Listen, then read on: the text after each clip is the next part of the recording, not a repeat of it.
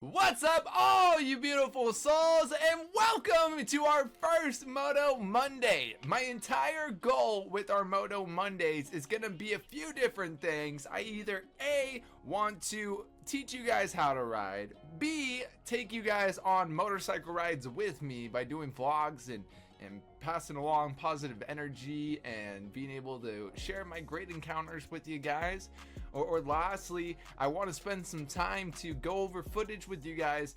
That way I can kind of give a little bit more of my insiders and hopefully just share some knowledge with you guys. Maybe you guys don't ride and you guys are just curious about it, or maybe you guys are riders, or you guys have a friend that rides or family member and you guys just want to get a little bit more involved. I welcome all of that. I welcome all of that. So today we're just going to be looking at some crazy motorcycle crashes. Hopefully we can go over some ways that we can see to hopefully prevent it in the future if something like that were to happen. Let's get into it. Let's see what's going on. Okay, so he's a new rider, going pretty close. Yeah, under his belt. He's purchased a 1000cc BMW and hit the road. First off, guys, let me tell you guys, just from starters experience, because I've been running into this actually a lot recently. When it comes to getting your guys' first motorcycle, so important to consider, number one, what you're comfortable with, but number two, and what a lot of people don't consider, is what their stature is. And understanding that, hey, if the bike is heavy, if the bike, you got to kind of waddle on the bike, things like that, like it's probably just best that you do not get that big of a bike until you're completely comfortable, you know what I mean?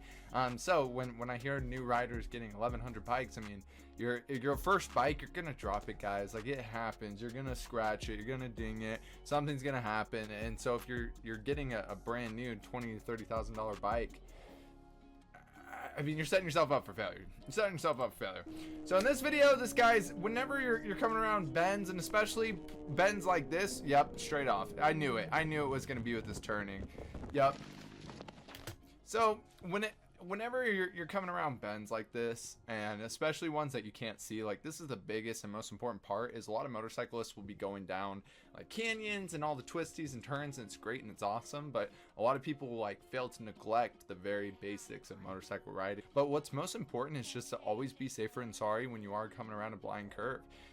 You don't know, I mean, there could be another motorcyclist, there could be a truck with a trailer, a boat, something that is coming, a little bit too wide, and you just don't know. Like, it's your job as a motorcyclist to predict these things and always be safer than sorry as a rider. Number one goal is definitely to make sure we go home safe at night.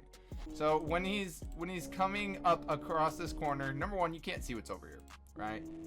You can't see, still can barely see, so I highly do not suggest being on this yellow line. Like, there's no reason for it. You should be a little bit more wide, obviously, and trying to come to the point of your apex, right? So he's just super close. He's still got a lot of bend left, and he doesn't know what's on the other side. And yeah, just like that, just like, dang, sucks, man, sucks. And again, the injury list is unknown, but he did survive. I'm glad he's okay. Destined for scrap. If you're new to bikes, start out small. He's all, 1000cc is a new rider destined for trouble. I mean, I'm sure it hurt, but I mean, like, golly, how frustrating would it be to be, brand new bike and a $30,000 bike, and you just, like, what happened to it? Nothing cool. You weren't racing, you weren't popping wheelies, which, by the way, is not cool at all. I do not suggest that anywhere on my channel, nor would I do it myself ever, but just saying, that would be a lot more cooler of a story. Or maybe like a spaceship came down and like you had to punch a Martian in the face, and the Martian ended up punching you in the face and took your motorcycle and did this like weird Jedi flip. You know what? Let's get back to it. See, this is kind of what I want to do. I want to definitely get into vlogs. Dude. Oh. Bro. Dude. The bikers are quick to check on the fallen rider. Fortunately, no injuries for him today. Shoulder, arms, what's up, bro? Shoulder. 911 or what? It looked like you hit the grass, Lucky. Bro, your helmet. Yeah, with something like this, like, whenever you're riding in a big group, it's always super important to give extra space for this reason. And if you're ever to have a rider go down, God forbid, But when things like this do happen, it's super important to make sure that you go and check on the rider. It's best not to touch them or do anything unless you're medically trained, of course. However, it's best to try to get as much knowledge as possible, and I'm assuming that's what this rider was doing here. That way he can relay that information to 911, or if that's what he decides, or anything of that nature. Bro, your helmet don't even have a scratch on it. Got some grass in there. He's like, put some dirt in it. Put some dirt in it. Comes across an all too familiar scene. What we got here? Same corner. Same corner of what? Oh my god. What is happening? Hey, buddy!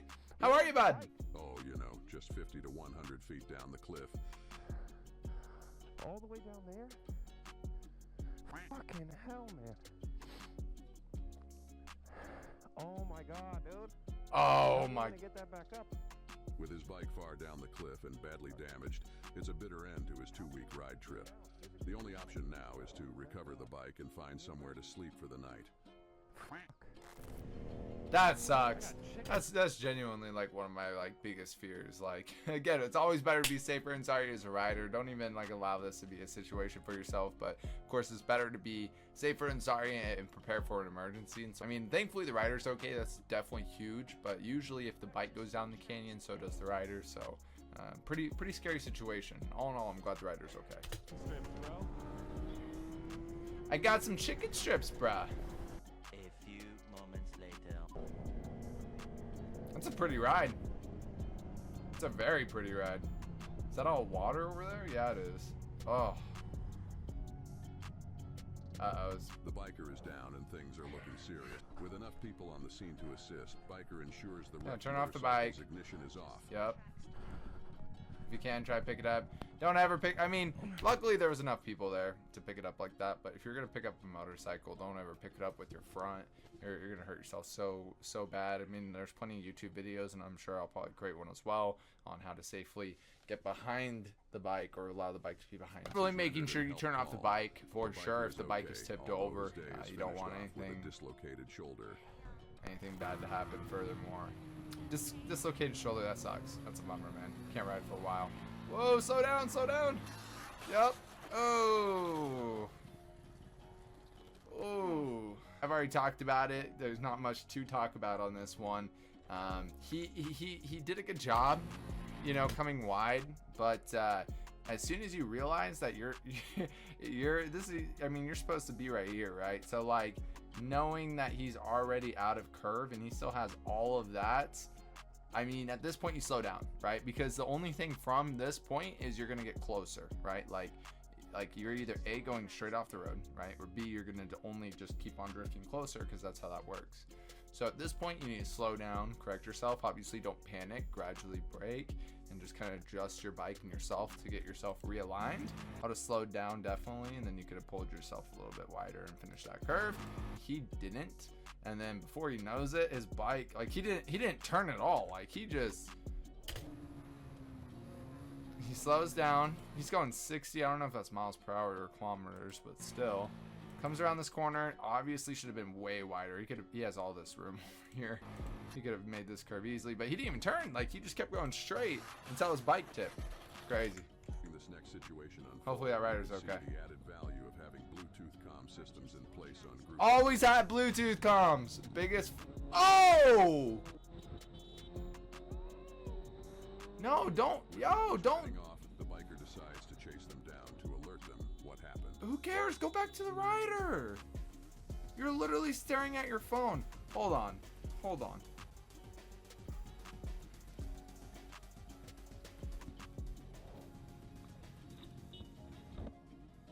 Oh, sorry.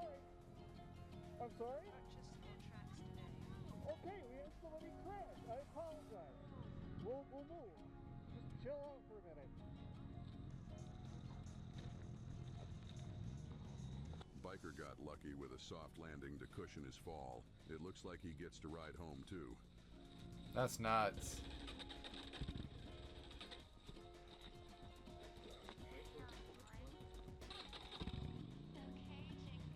That's insane.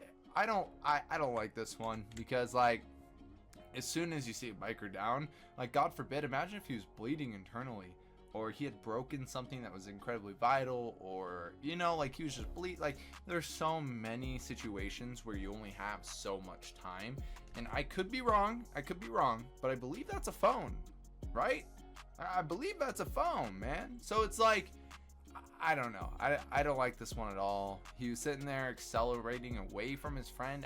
Who knows, right? Like, they could have just not had service because they were up through the hills, whatever. I mean, I don't know. At the end of the day, I didn't really like that one.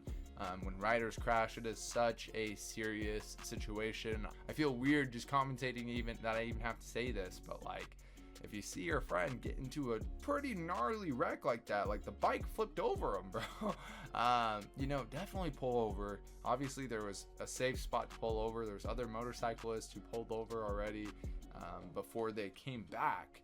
So, like, I don't understand. I don't get it. I didn't like that one at all. I'm glad the biker's okay. And even crazier, the bike still works. Oh! At this moment, Oh, shit! car driver f***ed up. And there goes the shoe. Oh! The biker slowed down No. dramatically, but still sustained a broken arm. The driver was found 100% at fault, and the bike was totaled. At the end of the day, the biker was grateful to walk away with just a broken arm. I mean, this one's tough. I can't really... I would assume it looks like this is your median, right? This car's already crossed, from what I can see, is one lane. I mean, as a motorcyclist, I can't see, there's not enough film here to see if, like, beforehand, if he was slowing down or what. But when there's big gaps like this, you know what I mean? Obviously for turning reasons, for this reason, like, you definitely should just always be aware. I always make sure that I have my hand covering my clutch when I'm going through these areas. I make sure I slow down. If I can, I try to think ahead. That's what you should do as a motorcycle rider. And I try to see if I see anybody in the median with the blinkers indicating in the direction that I'm passing. If that's the case, I'm going to be even extra cautious as I'm coming up in that gap, because they can't determine, number one, your speed, because you only have one head, and number two, they can't determine or predict you. So it's very hard as a driver in situations like this. Obviously the car just gapped it. I mean, and there goes the shoe. God, that's scary. That's scary. Wow. Obviously, I mean, the guy said it at the beginning. Guy's just riding very recklessly, lane splitting, you know, not really caring. This moment that Street Demon knew he f***ed up.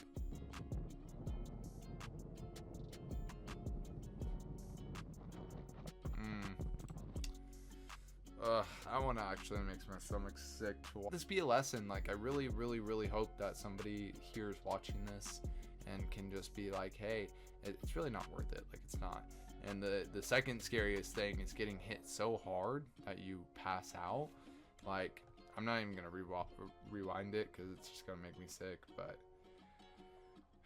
be safe, guys. Ride safe. Whenever you're riding like that, like, you're probably gonna scare a driver. Like, imagine when you're lane splitting like that and you're zooming by with your loud exhaust or something, and it's an old grandma, you know, and it scares her, thinking, like, just startles her, and she swerves out of reaction, and it's just enough to just barely bump you into a semi truck or something. Like, it's just just be safe, y'all. Approached an HOV lane break and prepared to exit. His day fell to pieces in the blink of an eye. Oh! Oh!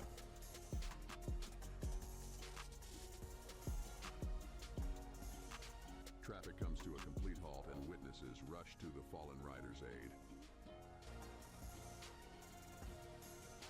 Yeah, absolutely. You have somebody on the ground that can't move after, like, flying, after rocketing like that. You definitely want to do your part and make sure that rider's safe. That rider's not gonna move. You can't move them. So in that situation, like, and give them plenty of space just in case. Like, it's so much better that your car is hit than a rider being ran over, just like that previous video where the rider was unfortunately struck by that semi truck. Like, it's no bueno. I mean, that's just unfortunate.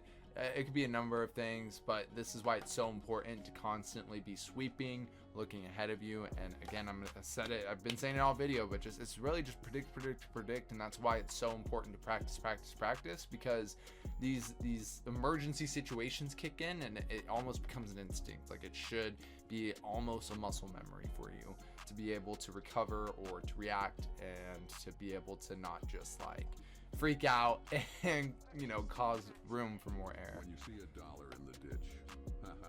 This is a terrible camera angle. This sucks. I don't know.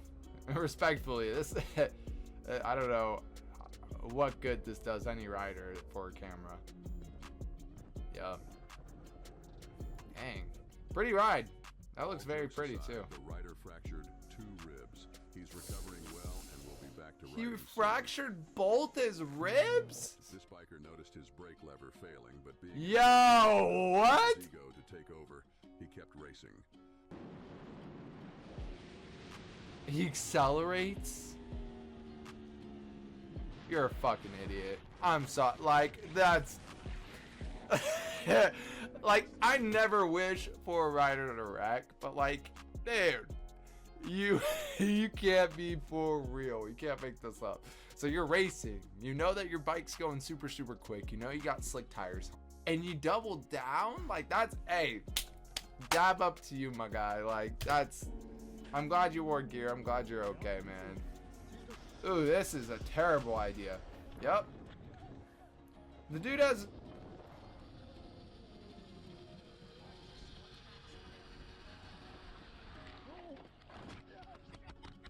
Yeah. Man down.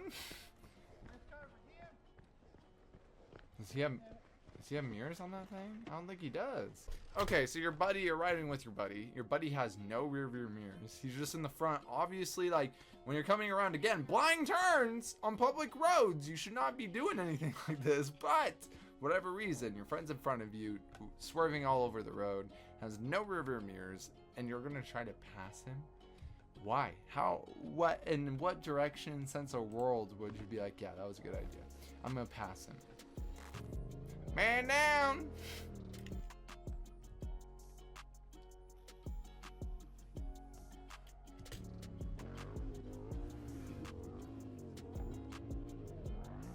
Whoa, whoa, whoa, whoa.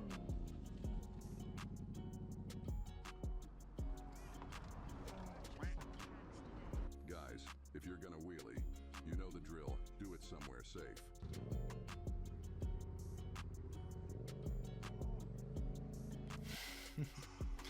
You know what? Hey, I'm actually really happy I ended on that clip. I'm a firm believer that motorcycles should be a positive therapy, and I think every rider should ride their own ride. And you know, whatever that looks like for you, beautiful souls, do it. What I will sit here and say is that motorcycle safety should become above all. And when it comes to your own life and just being considerate to other people around you, drivers, civilians, like imagine if somebody had a kid who was walking on the side of that sidewalk there when he went to go pop that wheelie, you know what I mean? And like if there was a child right here and he was popping that wheelie and you just like impress him, you know what I mean?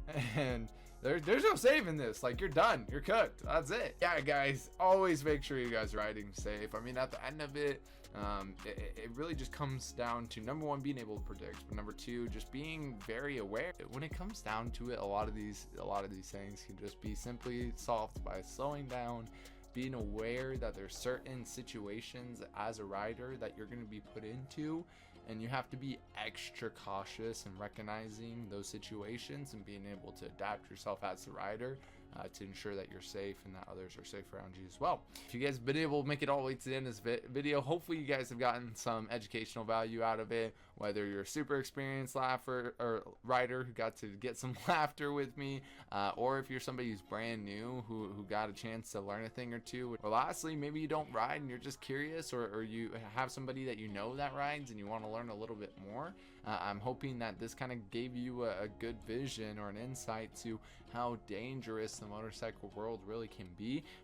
It's important to me as a community to bring us together and making sure that everybody's safe. So aside that, guys, thanks so much for tuning in for our first Moto Monday. Let me know what you guys think. I'm very excited to be able to bring you guys hopefully either A, more classes, B, myself going out on motorcycle rides, or lastly, maybe I'll start like a little series where I get to like teach you guys at home, or if you are a very experienced rider, I can show you guys some very cool cone drills and other things that you guys can literally be doing at home. Now, just make sure you're safe. Besides that, guys, I'll see all you beautiful souls on the next one. Bye, guys.